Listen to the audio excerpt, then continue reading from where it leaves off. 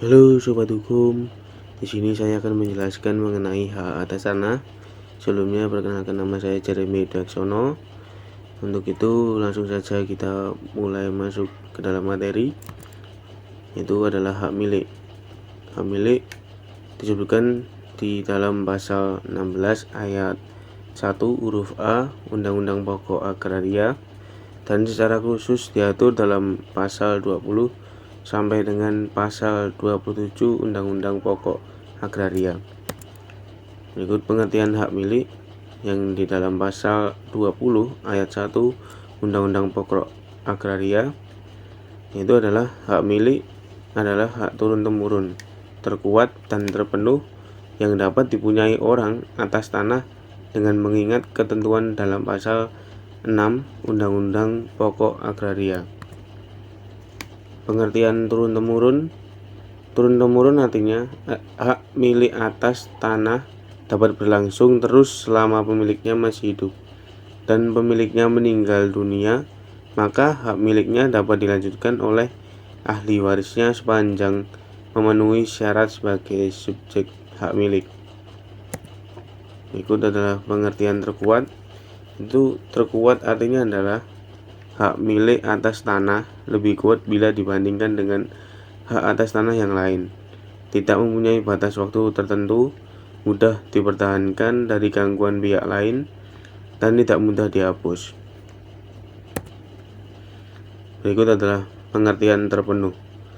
Terpenuh memiliki arti hak milik atas tanah memberi wewenang kepada pemiliknya paling luas bila dibandingkan dengan hak atas tanah yang lain, dapat menjadi induk bagi hak atas tanah yang lain, tidak berinduk pada hak atas tanah yang lain, dan penggunaan tanah lebih luas bila dibandingkan dengan hak atas tanah yang lain. Ini adalah subjek hak milik, yaitu ada dua. Yang pertama adalah perseorangan, yaitu dalam pasal 21 ayat 1 Undang-Undang Pokok Agraria disebutkan adalah hanya warga negara Indonesia yang dapat mempunyai hak milik. Yang kedua adalah badan hukum, itu dalam pasal 21 ayat 2 Undang-Undang Pokok Agraria, itu pemerintah menetapkan badan-badan hukum yang dapat mempunyai hak milik dan syarat-syaratnya. Selanjutnya adalah bagaimana terjadinya hak milik, yaitu ada 3 cara yang disebutkan dalam pasal 22 Undang-Undang Pokok Agraria. Yang pertama adalah hak milik atas tanah yang terjadi menurut hukum adat. Hak milik atas tanah terjadi dengan jalan pembukaan tanah atau pembukaan hutan, atau terjadi karena timbulnya lidah tanah atau unsibling.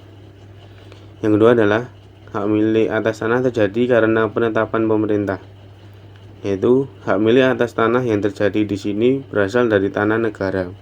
Hak milik atas tanah ini terjadi karena permohonan pemberian hak milik atas tanah oleh pemohon dengan memenuhi prosedur dan persyaratan yang telah ditentukan oleh BPN. Yang ketiga, hak milik atas tanah terjadi karena ketentuan undang-undang.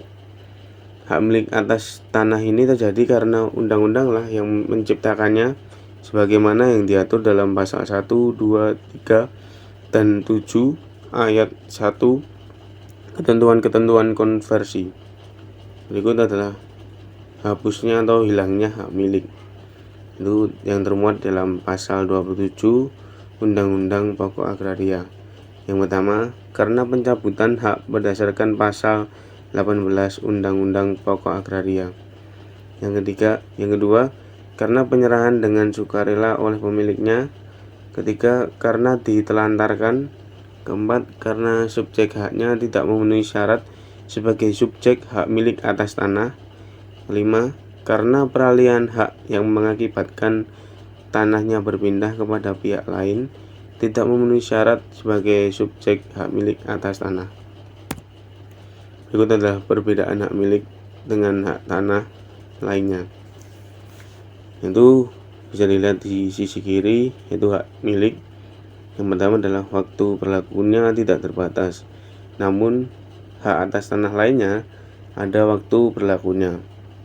Kedua adalah hak milik memiliki tujuannya, penggunaannya tidak tertentu, atau boleh untuk bangunan, pertanian, perikanan.